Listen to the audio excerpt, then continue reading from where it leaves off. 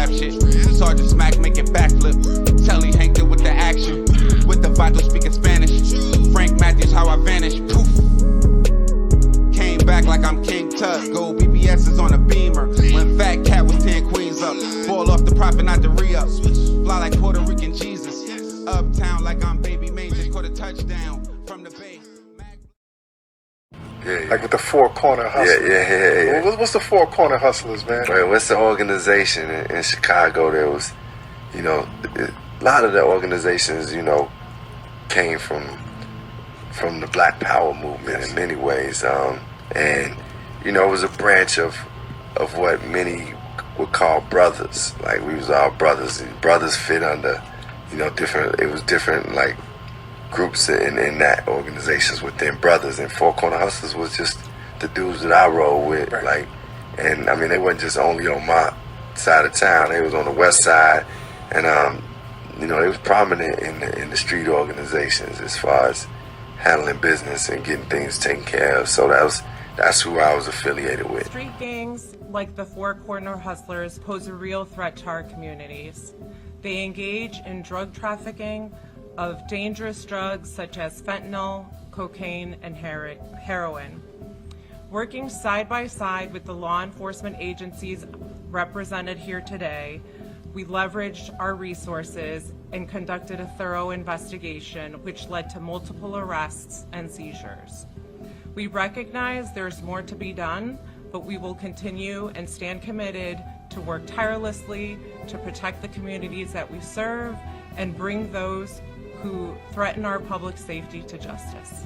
Thank you. With a stockpile of drugs and an arsenal of weapons, federal authorities say members of the Four Corner Hustlers ran at least 3 open-air drug markets in East Garfield Park, selling bags of cocaine and heroin, some laced with fentanyl, for $10 a bag. These are drugs that are packaged and bundled in particular ways for someone to be out there on the street selling it to customer after customer after customer.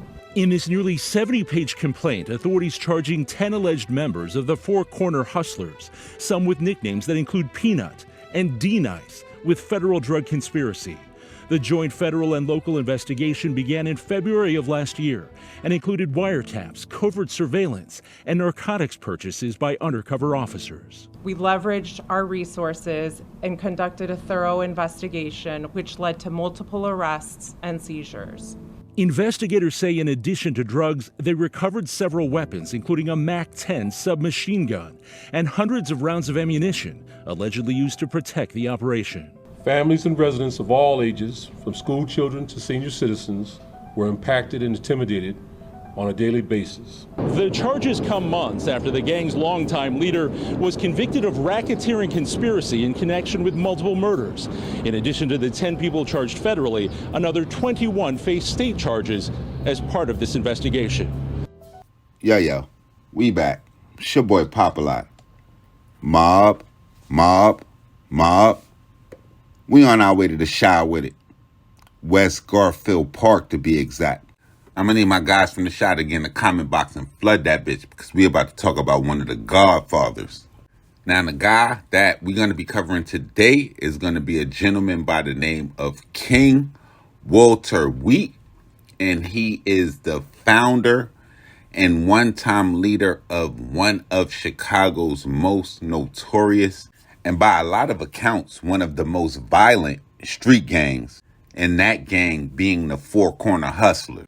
Now, it was said that Walter Wheat, who was born on April 11th, 1951, would go on to set up the gang in 1968 at the age of 15 with the help of several other gentlemen, one being Freddie Gage, another one being a guy by the name of Richard Left Hand Goodman, Monroe Money Banks, as well as several other unmentioned individuals.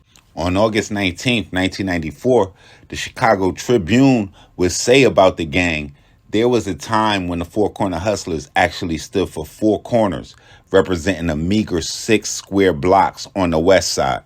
And that area being Madison Street and Pulaski Road, Independence Boulevard and Madison Street, Pulaski Road and Jackson Boulevard, and all the street corners in between.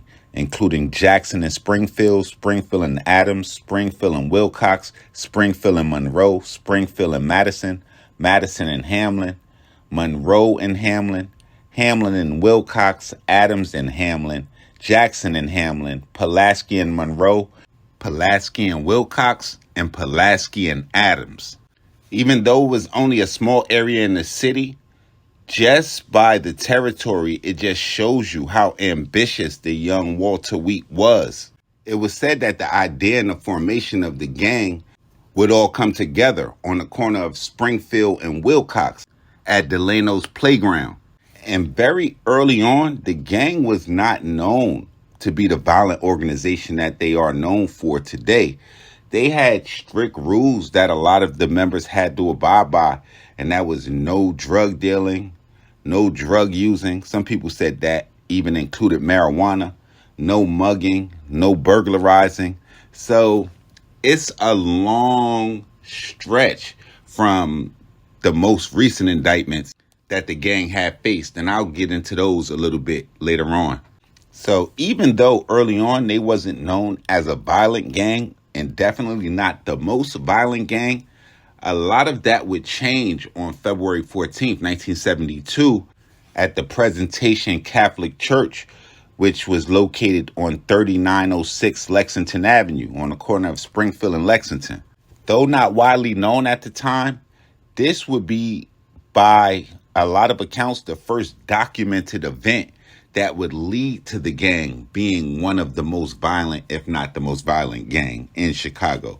Because at that invite-only dance, for which Fred Gage did not have an invite, he was asked to leave by an officer by the name of Henderson Arnold. Now, after a struggle ensued where Gage refused to leave the party, he would in turn get into a tussle with the officer where the officer's handgun would go off, in the process shooting the officer in the face. Now, for his part in that incident, Fred Gage would actually be charged with attempted murder and end up serving 10 years for that charge. The gang presumably would take another huge hit about 3 years later in 1975, when Walter Wheat himself will be sent to prison for over a decade for aggravated assault as well as other charges.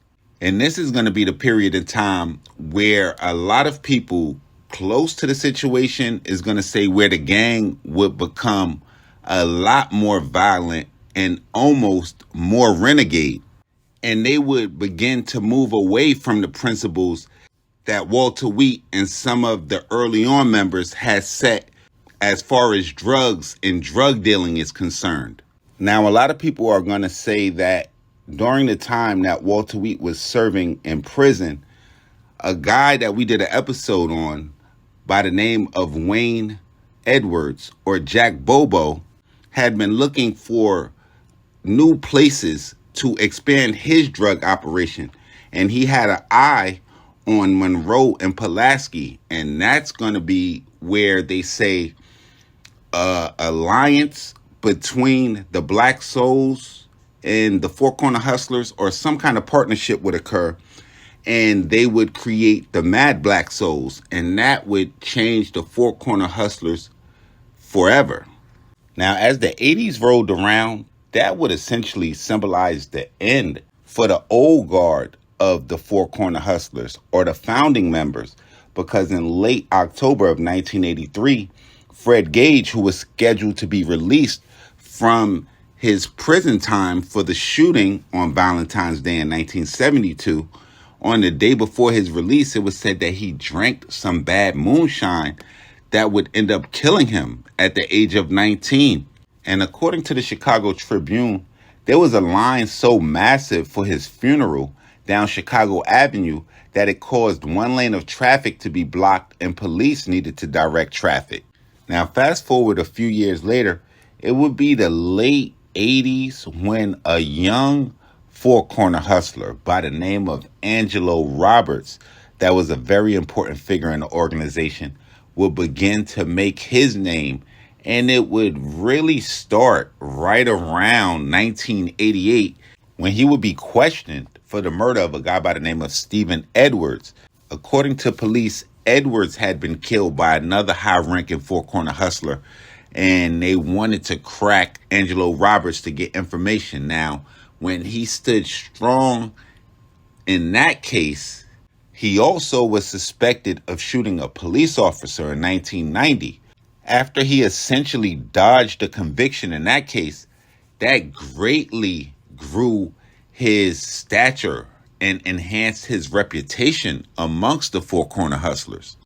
Now, by this time, the gang had moved far away from the rules that Walter Wheat and the earlier members set at Delano Playground just a few decades earlier. And these new Four Corner hustlers were some of the most dangerous and murderous gangbangers roaming the city of Chicago at the time. Angelo Roberts being one of them. And he would rise to be one of the youngest heads of the Four Corner hustlers. Now, you might read some places where they said that he gained his position or that position in the gang due to his relationship with Walter Wheat's daughter. But when you look at it, that's probably going to help. But it sounds like he was definitely putting a lot of work in on the streets. And a lot of people said that just that power got to his head. And it's rumored, and it's highly rumored, that in 1994, he would begin to plot the death of Walter Wheat. And on Monday, July 25th, 1994, at the age of 43, Walter Wheat would be sitting in a 1982 Oldsmobile Regency on the 3800 block of West Chicago Avenue. As he sat waiting for friends to finish up shopping inside of a clothing store, a 17-year-old by the name of Bobby Cooley would ride up to the car with a 9mm and fire 2 shots, one hitting him in the back, the other hitting him in the back of the head. The founder and leader of the gang would essentially lay there dead, murdered by his own gang. It wouldn't be 2 months from the murder, September 1994, where authorities would end up catching up with Bobby Cooley and charging him with Walter Wheat's murder. He eventually was convicted and sentenced to life. The gang would go on and continue to this day as they faced numerous indictments very, very recently, as well as being involved in one of the high-profile killings just in street law, and that's going to be of Cato Rangel. But it all started with Walter Wheat and the founding members at Delano Playground. Y'all make sure y'all follow me on Instagram, on Twitter, POP_A_LOT. We going to be back with some more real trill spill shit. Y'all get in the comment box. Let me know what cities we haven't been to, what gangsters we missed, what stories we need to cover. All of that. It's your boy Popalot. Mobb, Mobb, Mobb.